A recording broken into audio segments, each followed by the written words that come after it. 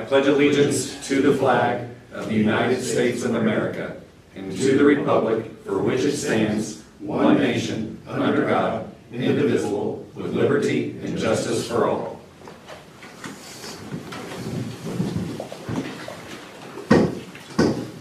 Kelly, can you take attendance, please?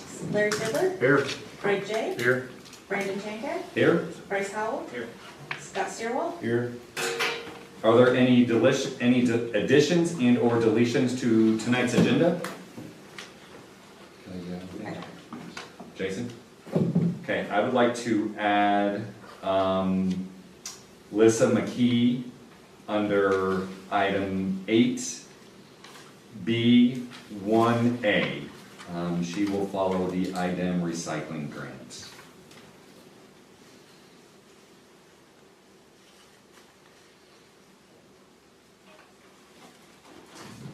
Okay, there's nothing else. Can I get a motion for the addition? Motion.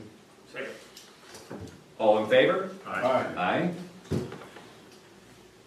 Okay, at this time, I would like to make a brief statement on behalf of the town related to the fire territory proposal that was brought to the town council initially in January and then again in our February meeting.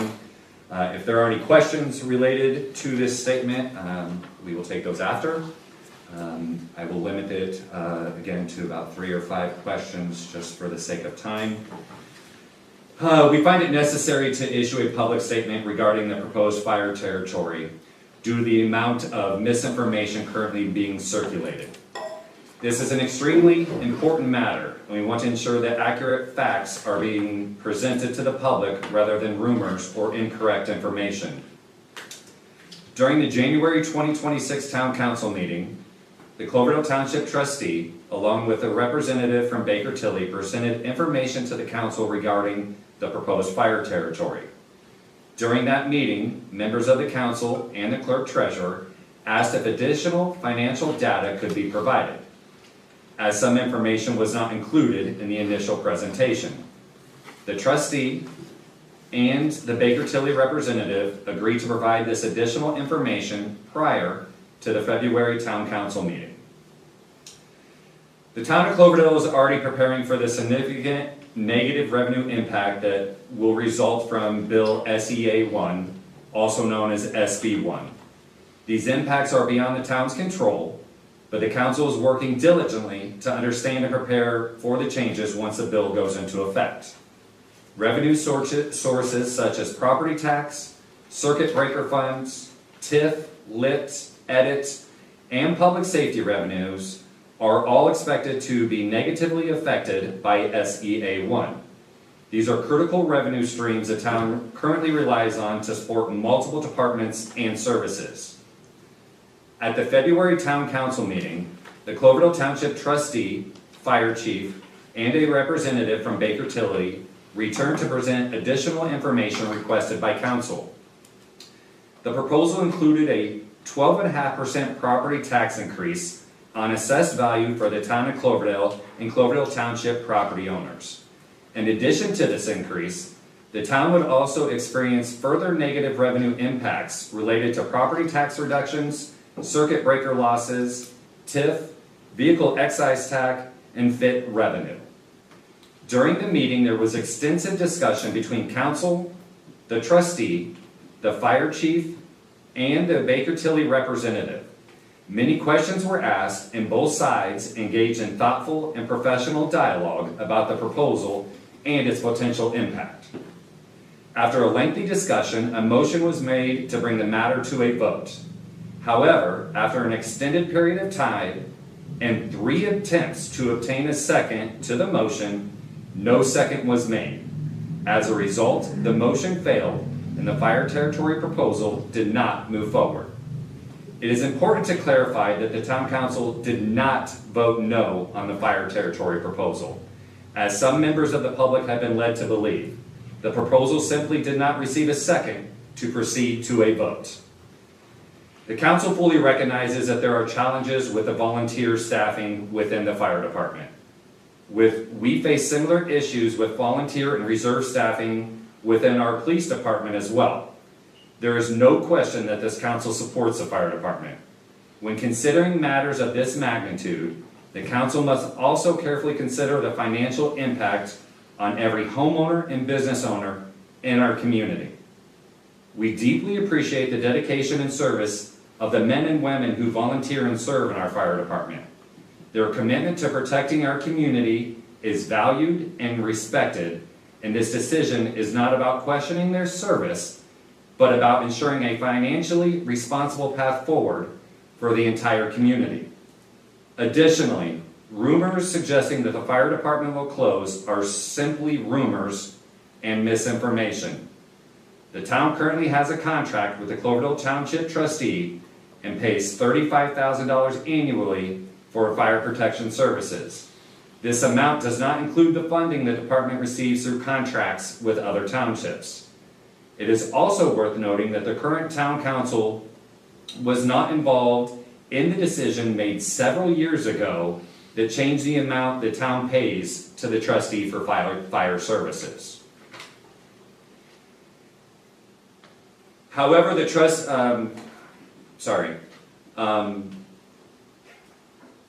as mentioned, I would meet with the Cloverdale Township trustee, and I did that personally 2 weeks ago. I presented the trustee with what I believe would be a couple of solutions to the problem we met to talk about related to the fire territory and the volunteer fire department. The trustee indicated that those ideas would likely not receive enough support from his committee or the fire department. He also stated that he may present a new fire territory proposal later this year to the town council. We remain committed to working toward possible and reasonable solutions that ensure continued public safety while also protecting the financial stability of our community. That'll be the end of the statement. If there are any questions, council would like to hear that now, or hear those now. Let the record reflect there are no questions, and we will move forward on the agenda. Looking for approval of minutes from our February 10th, 2026 regular meeting. Motion. Is there a second? Second. Thank you. All in favor? Aye. Aye. Kelly, this will bring us to claims and transfers. From the general fund, $370,249.61. Motion. Is there a second? Second. All in favor? Aye. Aye.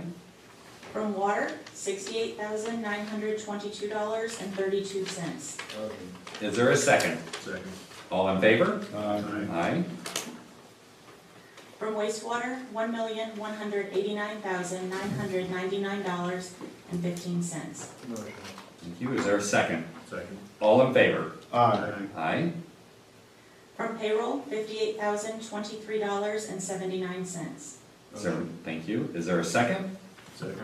Thank you. All in favor? Aye. Water Solutions Unlimited, invoice number 7344968, in the amount of $4,251.80. Drop the age discount, right? Yes. Yeah. Motion. Is there a second? Second. All in favor? Aye. Aye. Water Solutions Unlimited, invoice number 7349385, in the amount of $4,987.24. Motion. Thank you. Is there a second? Second. All in favor? Aye. Aye. West Tech, invoice number 108310, in the amount of $7,084.09. Council, any questions? You got to put the airport. Yeah. We have arms on the clarifier. When we had the real cold weather, the clarifiers are motors, and what they are, big arms, you've probably seen them just rotate around, got caught up and they broke, and they had to be repaired to get those clarifiers back. We actually had more than one more break, but we had enough parts from an old clarifier, so we thought that was originally going to be 10,000, but thankfully we were able to get it down to 7. Motion. Is there a second? Second. All in favor? Aye. Aye. B.L. Anderson, invoice number 038968, in the amount of $2,998.17. Council, okay, any questions? If not, motion's on the table, is there a second? Second. All in favor? Aye. Aye.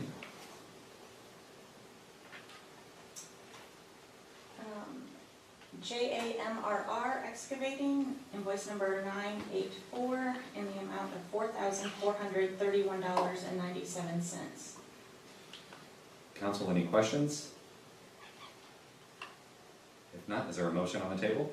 Motion. Is there a second? Second. All in favor? Aye. Aye. Heritage Tire Repair, invoice number 2755, in the amount of $2,947.99. Council, any questions? If not, is there a motion? Motion. Is there a second? Second. Thank you. All in favor? Aye. Aye.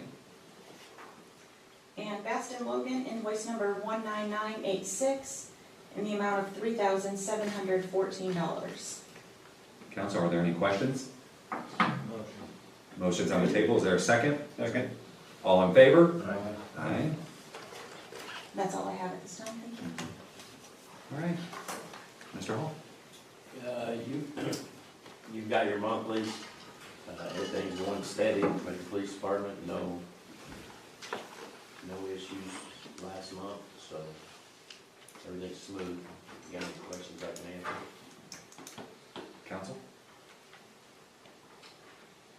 No questions? That's all I Okay, wonderful, thank you. Jason? The first item is the IDEM, Indiana Department of Environmental Management. We had applied for a grant last year to move the recycle center from this location to the property behind Putnam County Hospital that they deeded to us.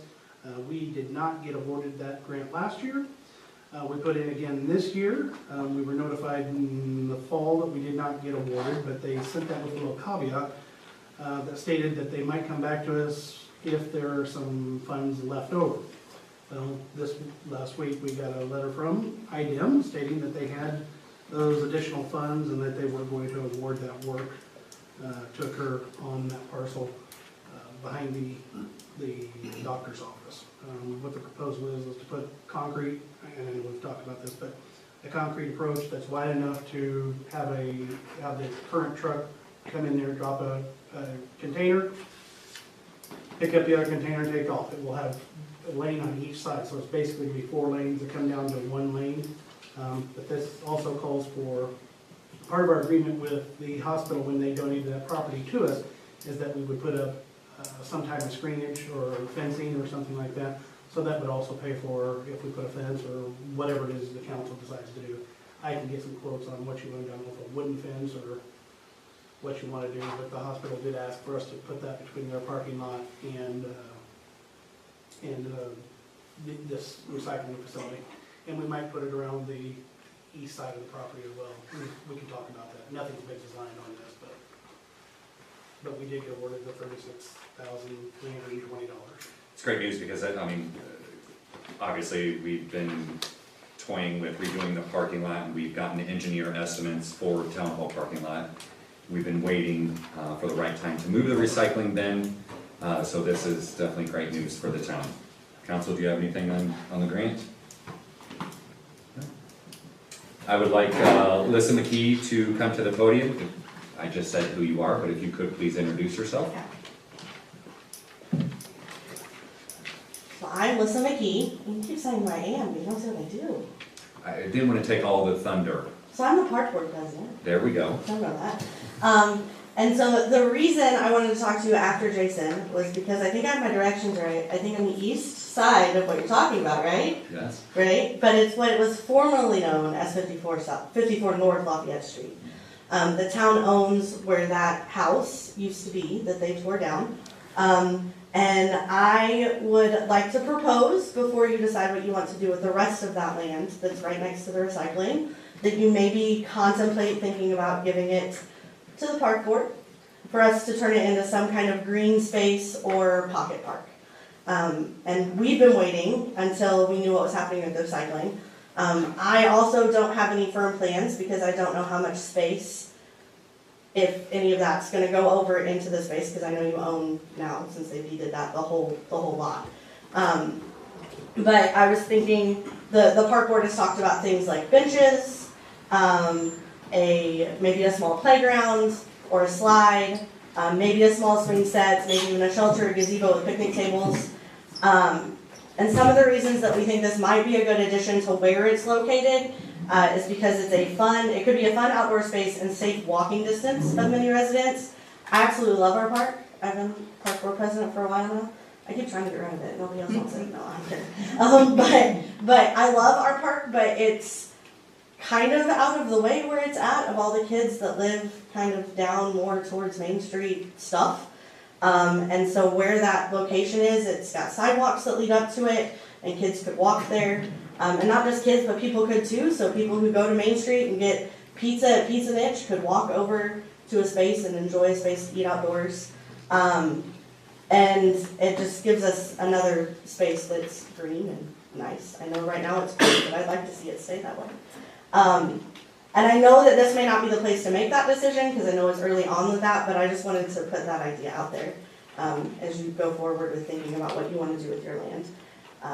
And once we know more about recycling and how much space that's going to take and the fence and all of that good stuff, Park Board would be more than happy to come up with detailed plans about what would fit there and what that could look like. But I wanted to jump in early and throw that proposal out there before you thought of other things you could do with it. So, Yes, sir. council, do you have any questions? If not, I do. Yes, I just want to make it, first of all, thanks for coming tonight. absolutely. But I just want to make sure that I understand, this would be almost like a second to the existing Yeah, park, right? yes, so we're not moving the park. We Yeah, just, we okay. wanted like a second space. Yeah. So You we would mentioned- still Sorry. put all of our love and effort into the other space. Yeah, which obviously we're going to say again has a brand new basketball court, It brand does. new goals that are phenomenal, It right? does. My son is Um, very upset because we were talking, I was like, I'm not giving you another basketball court down there, you've got one, like, why'd you buy? You mentioned pocket something. I said pocket park, it just means a little park in the middle of, Okay. in the middle of That's what the that city, means. yeah. Okay. Well, not the word city, but the middle of the town. Do you personally, and I'm putting you on the spot. Yeah, If we were to able to put a pocket park yes, on this land, yes. do you personally have an issue with the recycling bin right next to the park?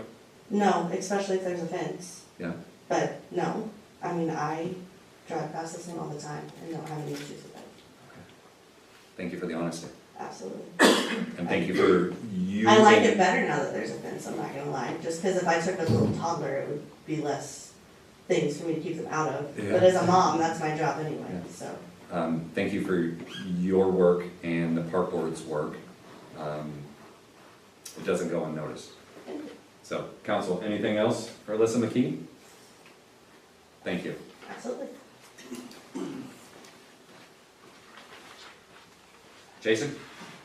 While this is here, and Mr. President, if you don't mind me straight a little bit, and I don't know the title, but Lissa was recognized at the South Putnam football game, the state championship game, you don't have to talk as, I don't remember the exact title, but Champion educator. champion educator for the entire state of Indiana in Class 1A.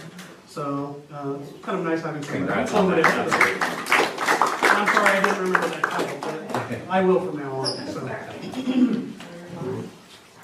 The next item on the agenda is the Okra Water Grant, and I know Eric Smith, HWC, is here to speak about that. Yeah, I can cover that one.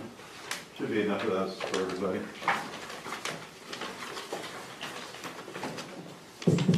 The water project that was funded by an Okra grant, we actually received bids for a couple days after your February meeting, on February 12th.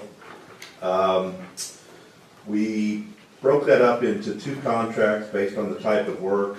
Division A was the work at the treatment plant and the booster station.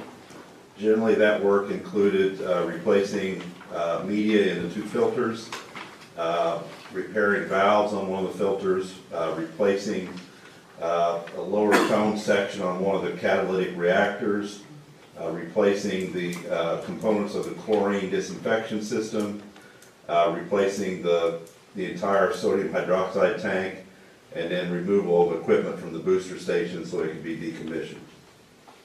Division B included work, water main work at County Road 900 and Robert Weist Avenue, generally going from the Super 8 Motel across County Road 900 to connect to what we'd already built on the east side. We had 2 bids for Division A for the treatment plant and 5 bids for Division B.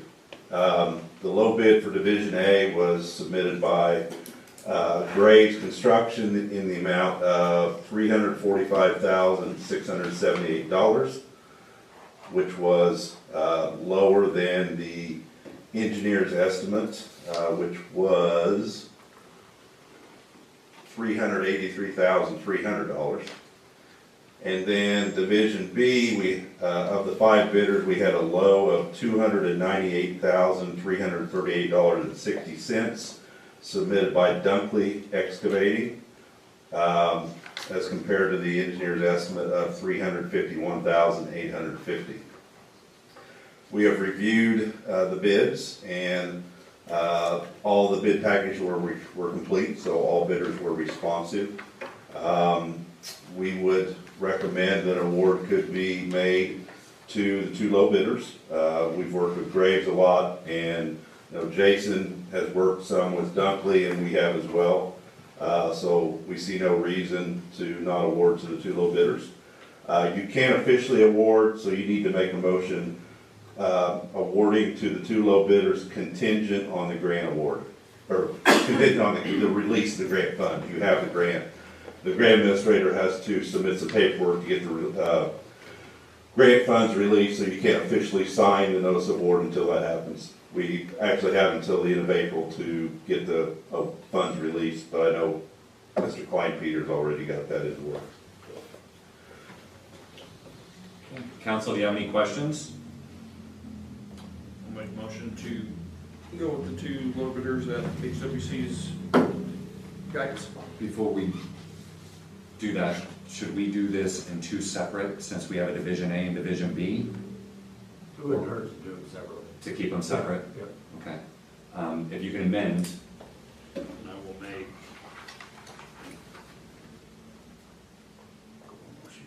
Yeah, that's what Division A would be Graves, and then Division B would be Dunkley Okay, Excavating. then I will make a motion to award Division A to Graves Contracting. contingent on grant funds, is there a second? Second. Can I have a Who was second? the second? Larry was a second. No, I wasn't. I'm sorry, Craig was a second. All in favor? Aye. Aye. And I will make a motion to award Dunkley with Division B, depending on. Contingent on grant funds? Yep. Okay, is there a second? Second. All in favor? Aye. Aye. Jason, if you want, I can touch on that environmental review. Yeah, no, absolutely. This is the Klein-Peter, Yes. yes. Yep. As I mentioned, both bids were under the engineer's estimate, so we have budget available.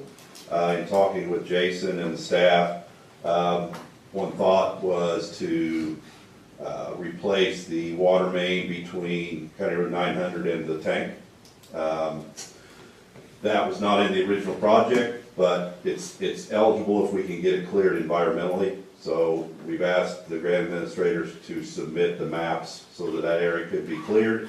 We don't want to authorize that immediately, we want to see how the work progresses, but if those funds remain available based on the bids, we could entertain a change order to the water main contractor to get that piece built. Then that would leave our only gap in that water main, which would be on the north end. So Do you have anything else? that's all I've got on that project, unless Jason has anything else he wants me to discuss.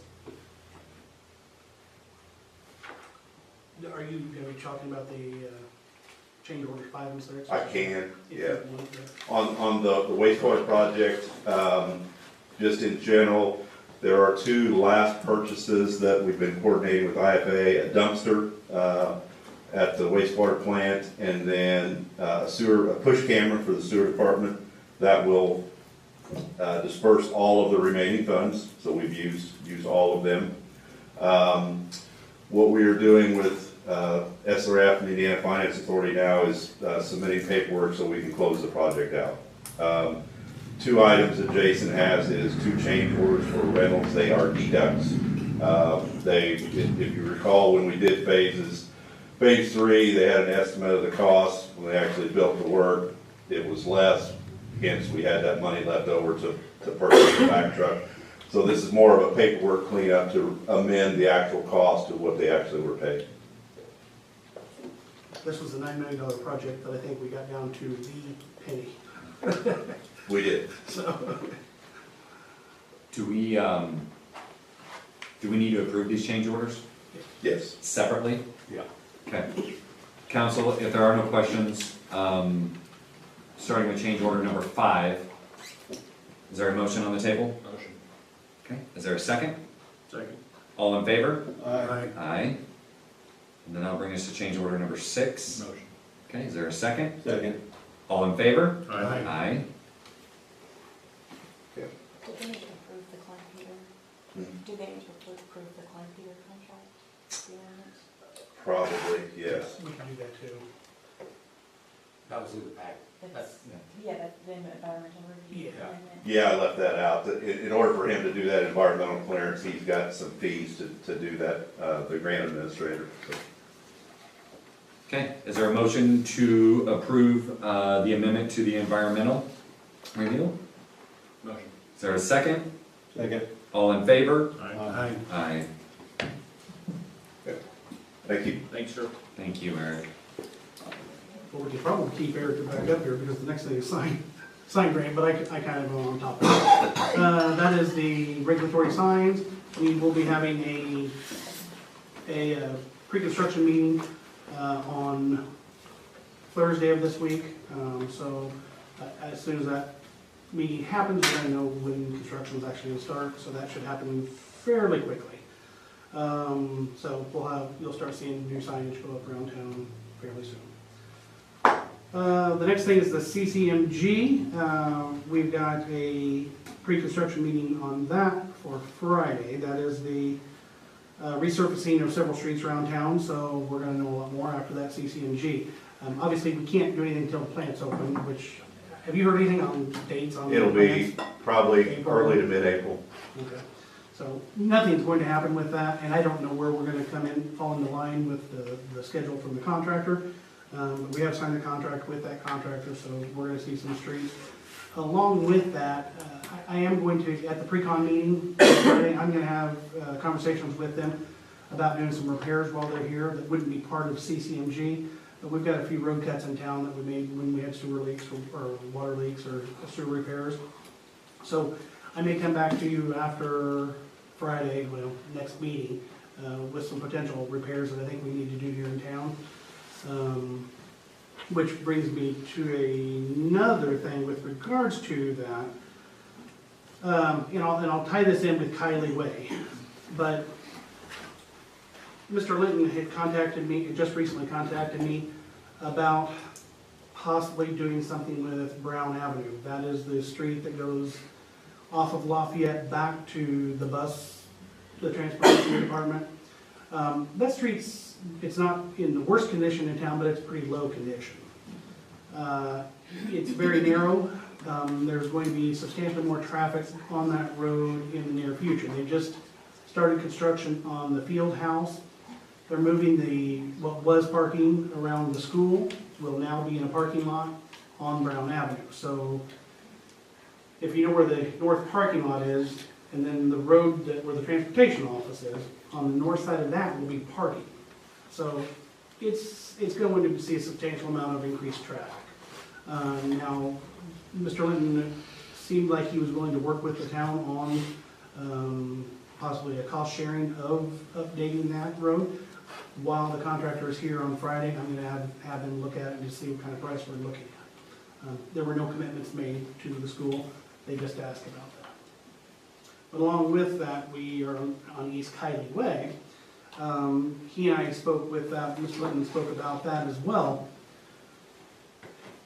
If you're not aware yet, but the Purple Cow building will be a part of their the Cloverdale Schools campus in the very near future. They're going to be using students as employees in the Purple Cow. They're going to have their food pantry, and I think maybe even be some other type of clothing pantry items in the Purple Cow, and it's going to be run by the students at the school. He inquired about the possibility of upgrading East Kylie Way, and I think I talked to you about that several years ago, and Brandon a few years ago about that. The sidewalks on East Kylie from the school to Main Street, and now that they're going to be doing something with Purple Cow, they had asked about, trying to update that, and Mr. Linton seemed agreeable to assist with a project if we decided to do that. That's definitely going to require a little more than just resurfacing like we would on Brown. I think that's something we're going to need to have engineered. I can start those works if that's something you want to look at. I think we could go in for a CCMG project where it's paid for 80% by the state, and they could do similar to what we did on Bennington, where we did stormwater, curbs and sidewalks, and resurfacing. So I think we could potentially get awarded to do that. And if the school is willing to partner with us on that, I think we can both benefit. It is a highly traveled road. Obviously, it's kind of when people come to Cloverdale to the school for an event, it's kind of high profile area for us. And if the school is willing to partner with us, it's something I'd like to at least look at. And if I could start the conversations to talk about engineering with some type of CCMG project. This isn't going to happen this year, I can tell you that. Well, it definitely couldn't happen until 2026. But if This is 2027. or I'm sorry, 2027. 2020. See how far behind I am? 2027. It's something I just like to look at, but we are going to have, engineering obviously takes a while to get in place. So just wanted to get your thoughts on that and gauge your thoughts. It's not going to cost me any money to have Brown Avenue look at it and give me a price, what it's cost to get it widened and make it safer. But at some point, there will be expenses if we're going to do some engineering on Kylie. There's going to be some upfront costs there. Not ready to bring that to you yet, but the superintendent, I asked him if I could bring this up publicly, and he said yes. So that's why I'm bringing it to your attention now. If you're okay with it, I'll start the process of figuring out if that's a doable project for us and bring it to the next meeting. But if you don't think you have interest, then I probably won't move any further with that. But it would just be from Main Street to the school. That's what I would say, because I think the sidewalk is safe enough to get down Main Street to the Purple Cow. Council? I'm all about exploring offshore. Scott? Larry? I think she should. Sounds like At we least got look to- into it. Yeah, look into it. The nice thing is the school said they're willing to partner on this. So it's no secret that I would love to see sidewalks down Logan Street as well, because there's none on that road until you get to Lafayette. And you and I have talked about this 100 times over the past couple years, That's a high walked because of the school as well. because of the school. And my thought process is, obviously with the field house, hopefully that helps attract in-person enrollment for the district or the school corporation. And I anticipate, if you've ever drove on Logan Street in the spring, summer, fall, there's people walking, people running, kids riding bikes, scooters, enjoying the outdoors. Logan Street it's busy, and there is currently no sidewalks there. But The unfortunate part on Logan Street, or at least the part of Logan that does not have sidewalks currently, CCMG, and Eric, you might know, but I don't think it's eligible. It If won't it's pay not for new existing. sidewalks if there's not a sidewalk already they there. have to be existing. That doesn't mean we couldn't self-fund it, and that's a possibility. It could be part of a community crossing project, but the portion of the project that is those sidewalks that don't exist now would have to be 100% local. Yeah. That'd be the only difference. So Yes, you have council's blessing. Let's continue the conversation in regards to East Kylie Way. Would you, I mean, I could kind of throw the Logan, I mean, we could potentially do it in two separate projects, well, it could be one project, but two separate areas, and, But you know, it- that's something I've not spoken with Kelly about, you know, that, obviously, those are gonna be a lot of expenses for. Well, Logan would be an astronomical expense if it's not covered by CCNG, and it would be The self-funded. street itself could be, but it's not the sidewalk. Yeah. Might be something we talk about in the near future. Let's just focus on the task at hand right now, which is East Kylie Way. Knowing that the school is willing to work with the town to make that safe path for the students, for a food pantry or whatever their ideas are for the Purple Cow facility or building. Yeah, and it's gonna be nice to get that Purple Cow. Get something used going, again, yeah, something going absolutely. there. I agree. And my understanding is Kelly, and you may know, I think they have a pantry now that they currently operate out of a room in the school, correct? It's probably a better I'm guessing it's a better location. I don't fully understand what exactly they're doing, but it is nice to get a storefront filled back up and activity in it. I agree. And it would be nice for a safe place for the kids to get there, so. I will work on both of those. Thank And you. hopefully have something pushing. The next item on there is Reeve Riley. This is about a year and a half ago after they did the 231 North project where they put the additional turn lanes in. There was damage done to our sewer line up there. As a matter of fact, you can see the indentation of where work was done and the hill had come down to where the rock is, the riprap. I feel very confident that was done by contractors. I've been arguing this it's been about a year now with the NDOT. NDOT has finally decided it is not the contractors, it was no fault of theirs, although I believe it is, and Richard and I met with Reeve Riley and NDOT last Friday morning. We made our argument, NDOT was not going to agree with us, but NDOT did agree to split the cost, which we've already paid. So NDOT would refund us half of what our expense was. We actually had an independent contractor come in there. B&T Drainage did the repair, it was $53.20, I think it was, about $320. So NDOT has agreed to reimburse us half of that, $5,320. But I do believe that the damage was caused by Reeve Riley, and they did not seem to want to pay that. It's okay, at least we got refunded something. It wasn't the ultimate outcome that I wanted, but At least you tried. we fought the hard fight.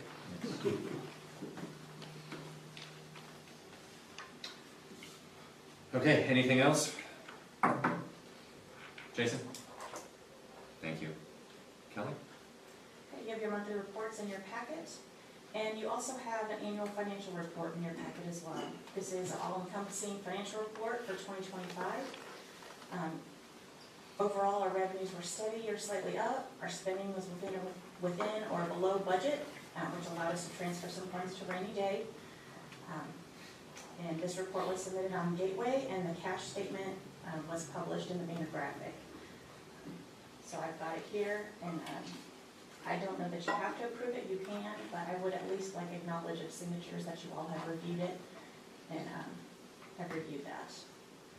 I don't think it hurt to approve it. To approve it? Yeah. Just a formal approval? Yeah. Is there a motion on the table? Motion. Okay, is there a second? Second. Who is the second? Second. Scott. Thank you.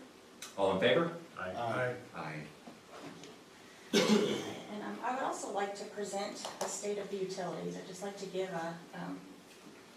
everyone a brief overview of our water and sewer. I think Brandon's gonna try to see if we can get that up See if for we the can get it to for work. the audience. Council has all this in their packet. Can you guys see that? Fine, or do I need to enlarge it? Enlarge it? Yeah. Okay, let's see if we can enlarge it a little bit. Is that too much? Didn't change. Yeah, the lag is. There we go. There it goes. That's good. Perfect. Is that good? Yes. Awesome, okay. Okay. All right, so we're gonna start with the sewer portion. This is the sewer operating fund. And I wanna start with saying, we've had no change in rates since 2016 for the sewer.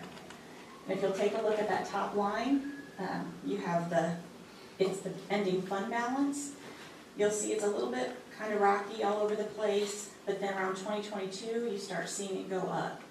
One anomaly you see in 2025 where it went back down drastically.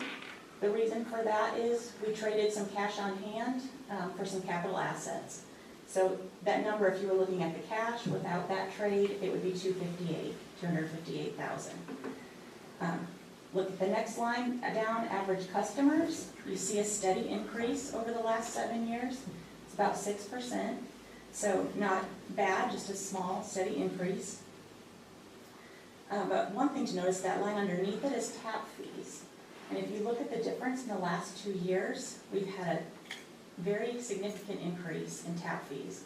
And that translates to new customers for us. That's potentially new construction, new customers for us, which will also translate to the revenue, which is the next line down. You look at the revenue, and I really want to draw your attention to the revenue and expenses. For the first few years, if you look at that in sewer, our expenses, we were spending more than we were bringing in. And that changed around 2023.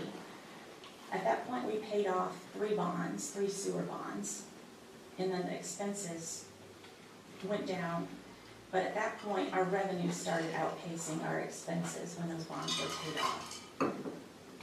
So for the sewer, expenses are outpaced by the revenue increases. Our sewer is in good condition, it's in really good condition, and the trend is expected to improve. The revenue just continues to go up. Our expenses are increasing there, but only at like a 4% rate, so we're doing really good in the sewer. If you look at the next page, it is our sewer depreciation fund. This, by town ordinance, once a month, I transfer a set amount of money prescribed by town code from the sewer operating to the sewer depreciation. And this fund is used for projects, bigger expenses, things that I don't want to take a big hit out of the operating for that month, or emergencies. If you take a look at the top, the fund balances are across the top, and overall, they've gone up some. And then if you take a look at the left-hand side, this is projected out for the next 5-6 years. There's the revenue column in the middle, and then the projected expenses. So you'll see in 2025, we used 66,000 of that money. This year, we have projected for the 2 skimmer arms, which you guys just approved tonight. 2027, there's nothing projected for the sewer. That's kind of what I would call a rebuilding year. And then 2028, we are eligible to go in for an OKRA grant, so we could do a $1 million project, and there's money set aside planned for in here for our local match for that. Then 2029 would again be kind of a rebuilding year, and the same with 2030.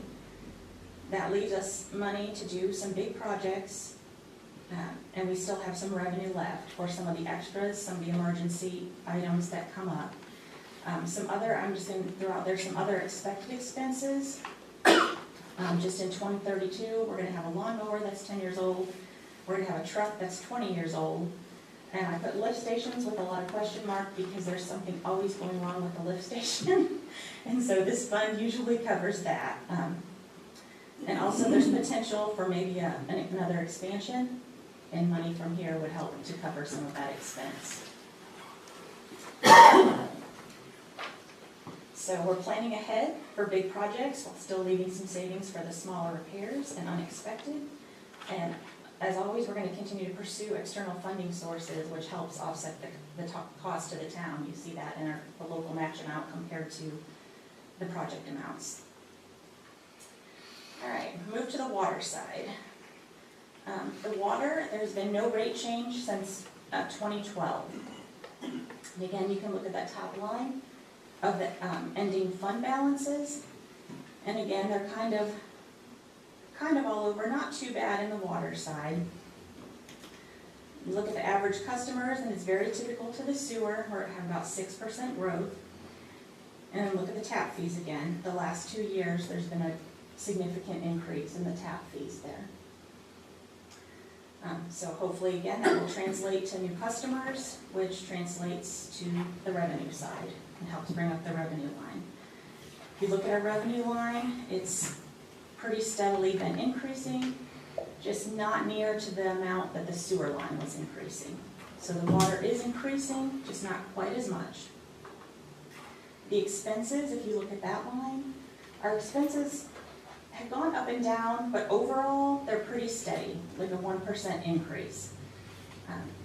But the thing to notice on that is we paid off a water bond in 2022, but we've replaced all that expense from what would be our payments of that with the rising cost of chemicals and utilities is the biggest thing.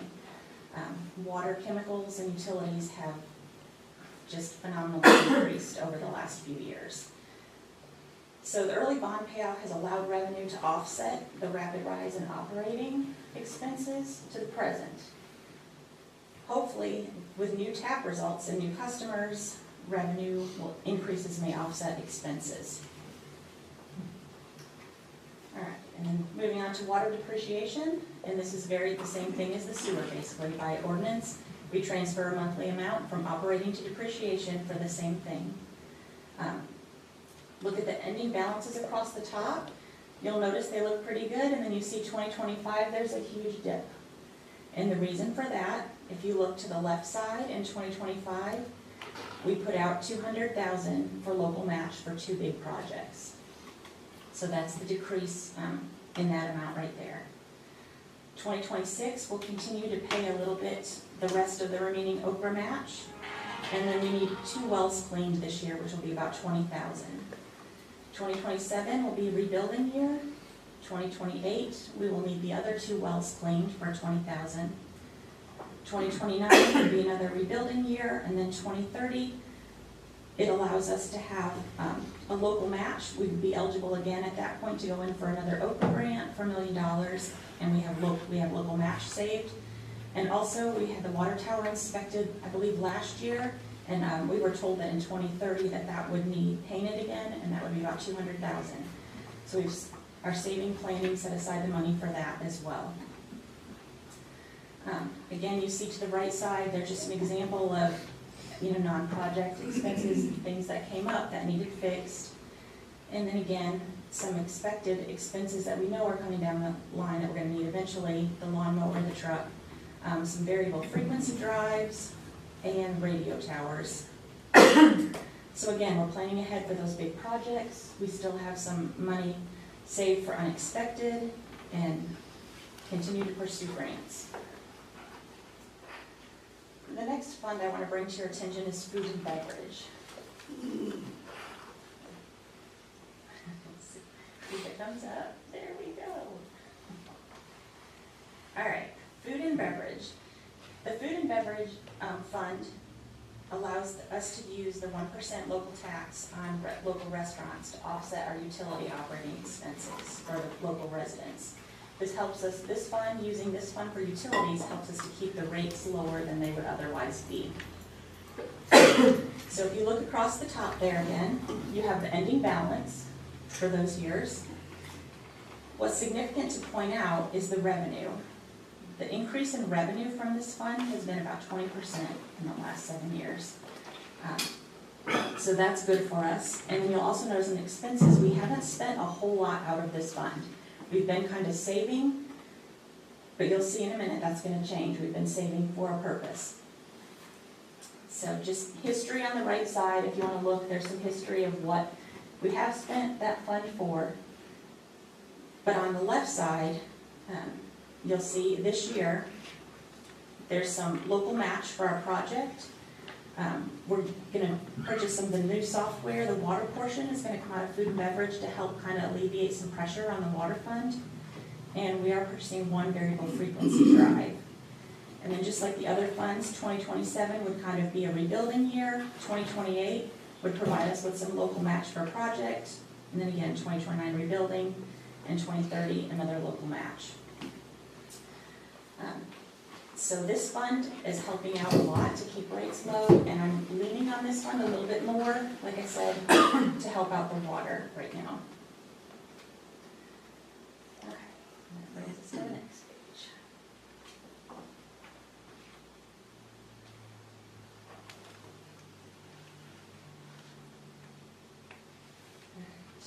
grants. So over the last 3-4 years, we have done $13.4 million worth of projects for utilities.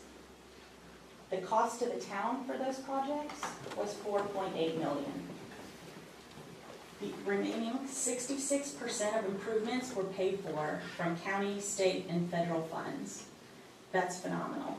That is due to a lot of hard work and effort from Jason, our town manager, and from town council. The work to obtain these grants and the patience to wait for these projects till we had the funding in place has paid off very well for our town. It's resulted in savings for the residents and businesses of Cloverdale and significant money, and it helps us again keep the rates down. So that's a phenomenal piece of this puzzle. All right, so I just have a few points in conclusion. Our sewer rates have not changed for 10 years. Our water rates have not. Hang on, sorry. Trying to play catch up here. All right. Okay, sorry. Our sewer rates have not changed for 10 years, and our water rates have not changed for 14 years. Good planning and management, again, has led to additional revenue and needed local infrastructure from growth and grants. And kudos to you guys, because this is phenomenal news. I've been at conference all week, and the numbers and the things that I'm hearing, there's nothing like this. This is really good, and it's a good testament to good management. I think it's a testament to good teamwork, that you have such a great understanding of the finances and your guidance to the council on when you manage to do something. I think that's very important, and I think that's why you see such great numbers. I second that statement.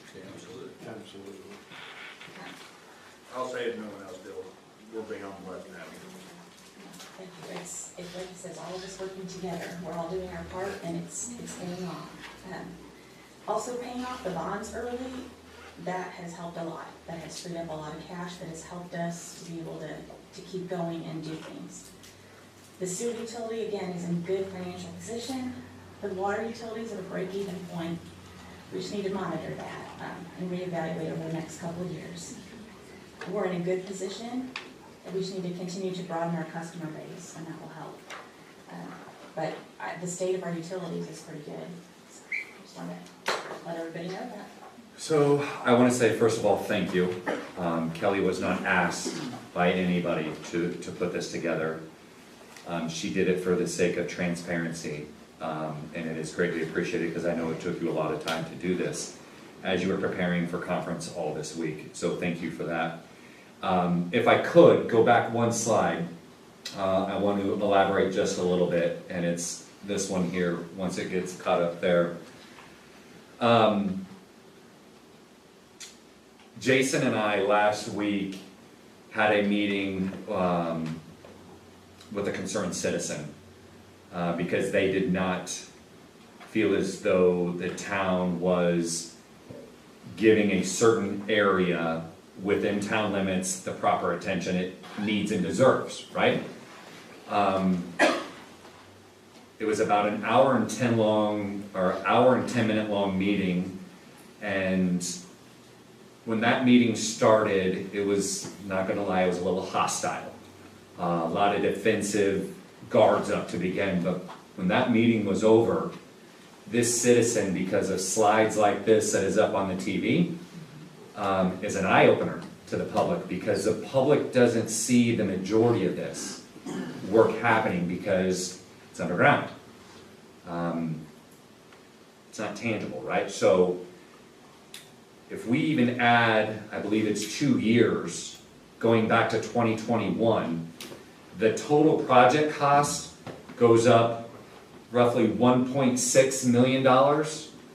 The other sources / grants goes up roughly $1.5 million, and the town cost goes up just a smidgen. So that again is a testament to the amount of projects over the past several years the town has taken on without raising taxes and without raising utility costs. to complete monumental projects for future growth. Specifically, as this slide states, the 231 and I-70 intersection. We're preparing, we have been preparing for responsible future growth, and numbers don't lie. Thank you very much for putting this together. It is definitely, I hope everyone sees this as an eye-opener, because it is a testament of the teamwork that has transpired over the past several years. And I'm confident that the fruits of this labor will pay off sooner rather than later. I'm confident in that. Council, that's my thank you to Kelly for taking time to putting this slide together. Do you have anything for her? Thank you. Thank you. Thank you. Okay. With that being said, I'll switch back to the agenda as quickly as possible here.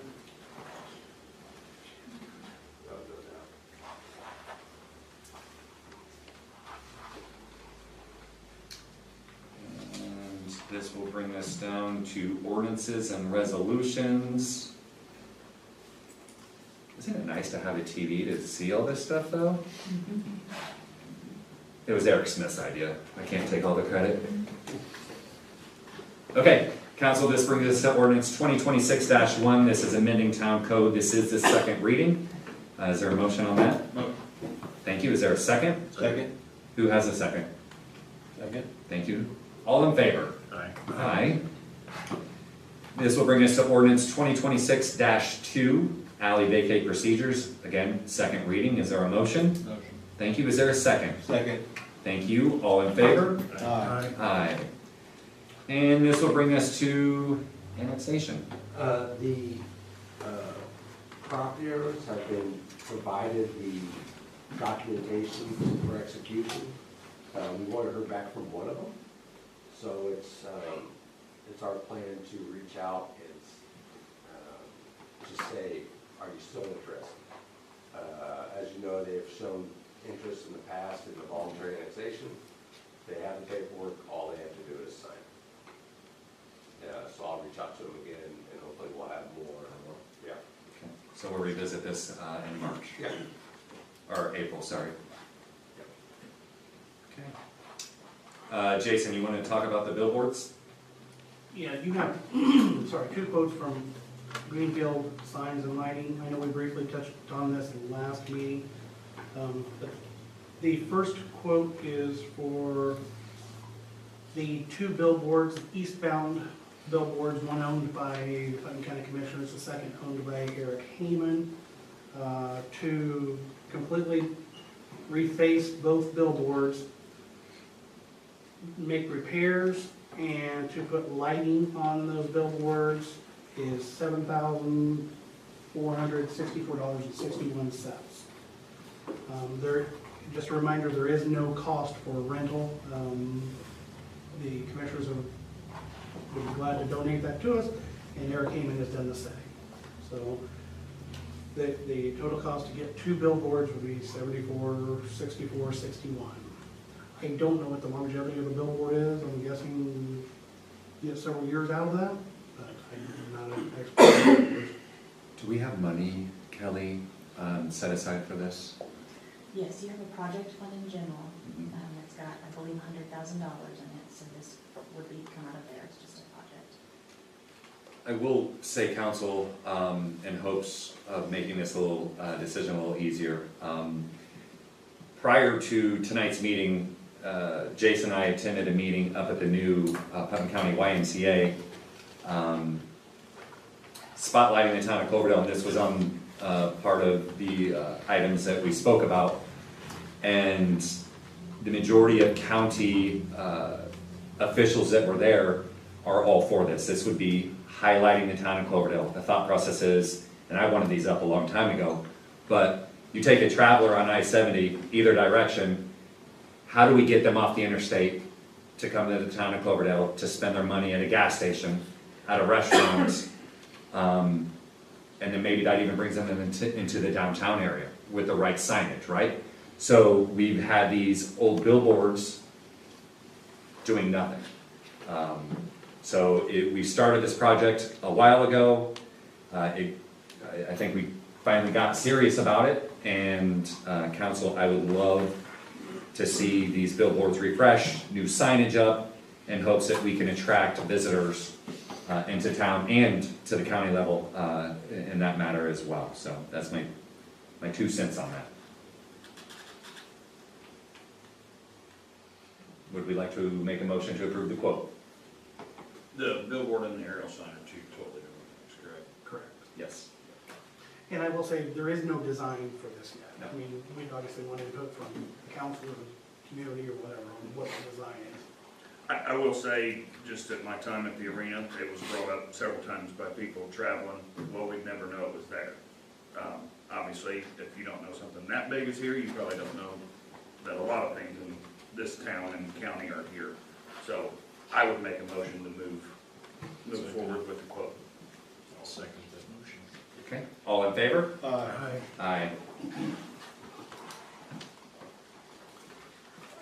Which leads me to the second, which is the aerial sign. The aerial sign that I'm speaking of is the old Holiday Inn sign, sits on the old Holiday Inn site. It's just been a big frame up there. That is owned by Eric Heyman as well. He has offered to allow the town or the, I don't know, are you guys here with the Main Street? Okay, and I think they may have spoken on this. We just talked about it, right? I'll let you speak here in just a second. Let me fill them in real quick, and I'll let you guys speak on this. In conversations with Main Street, we spoke about this a few weeks ago, about possibly doing something with that sign, and again, there's no design for that sign, but whether it just says "Welcome to Cloverdale" or "Big Cloverleaf," whatever it is. But we talked about partnering with Main Street, and we've also considered partnering with the Convention and Visitors Bureau, as well as the foundation. I know they submitted an application or a letter of interest to the Putnam County Foundation, and it did, last night it was, they were asked to put in a formal grant request to the foundation. I don't know how we would divide that. I don't know if it'd be a third. I don't know how we would do it. The total cost it's pretty substantial. It's $38,000, but that's a pretty substantial sign. That cost includes a new sign, painting what's existing, and then also all new electrical, because I'm sure it's going to need some electrical work. It's a pretty expensive project, but I think that we could probably get, I mean, obviously the Main Street is behind it, but I think we can get foundation and potentially CBB behind it as well, and work that out.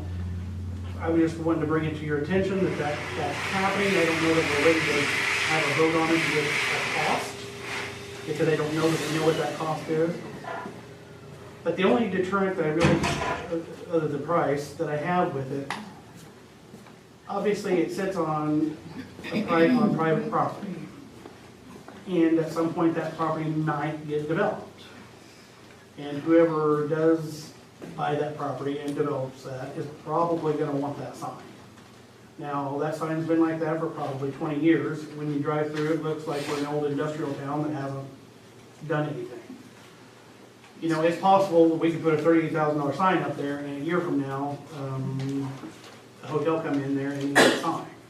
So there is risk involved in committing to a project like that.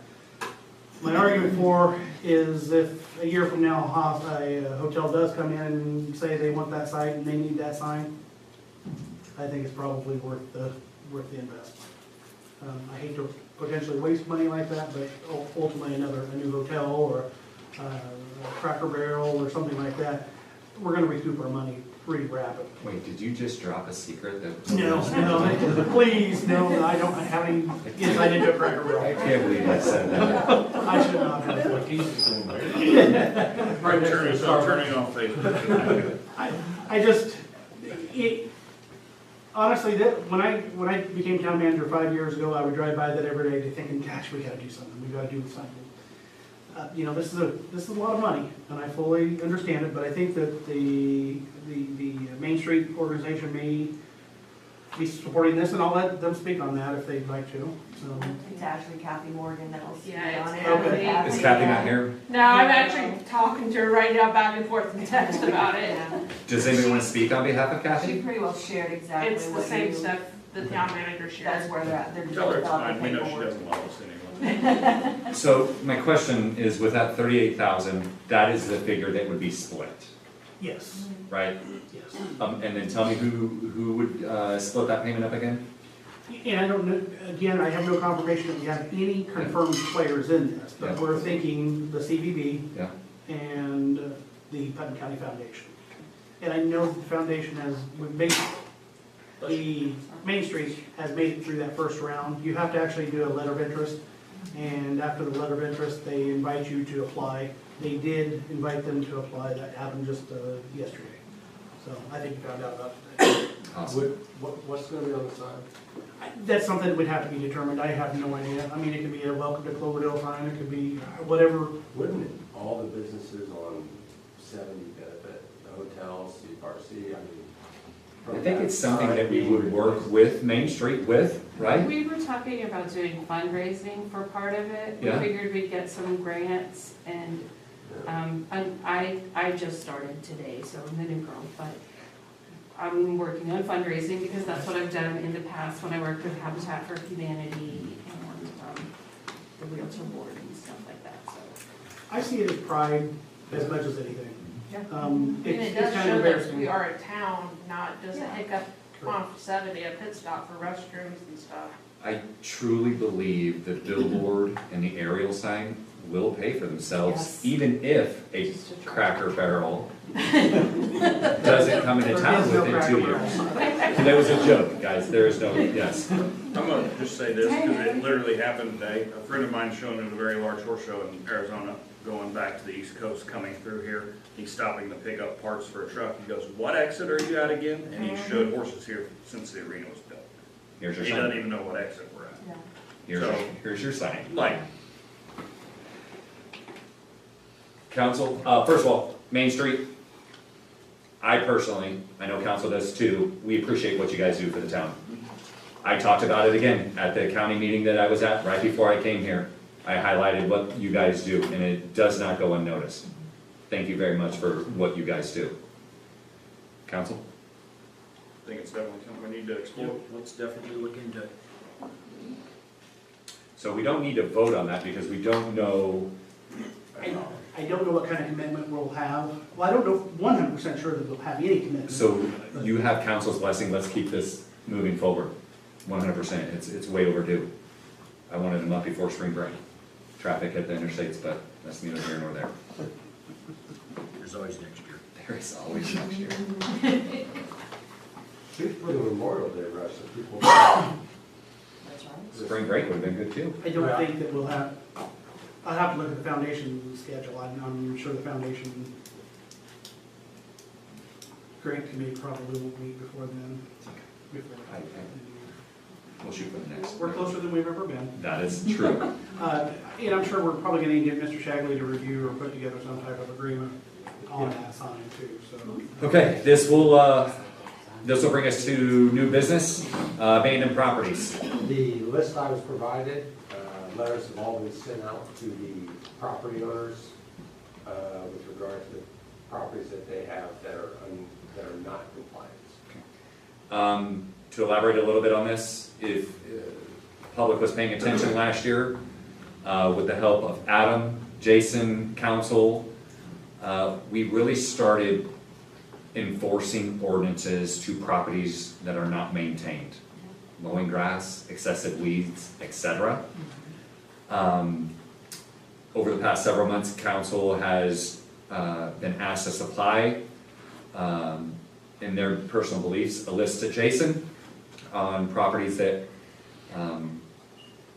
need more attention. Hence, where Mr. Shagley, a town's attorney, comes into play.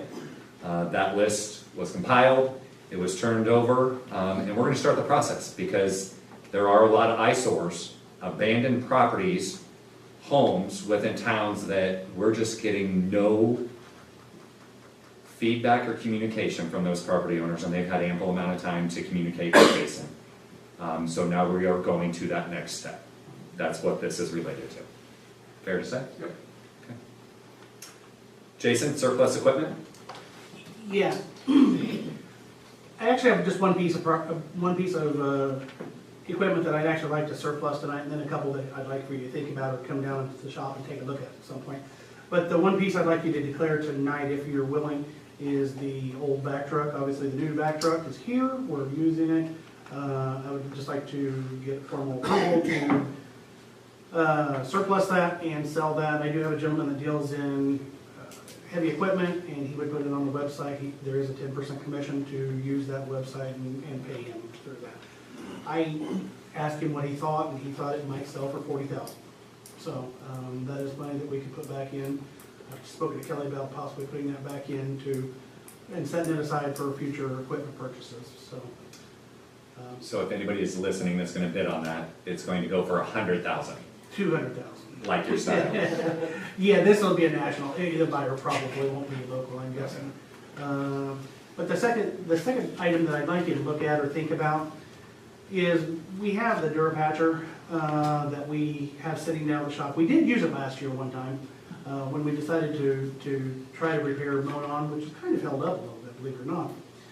But that Durapatcher, that was used frequently back in the day when we didn't have the CCMG program.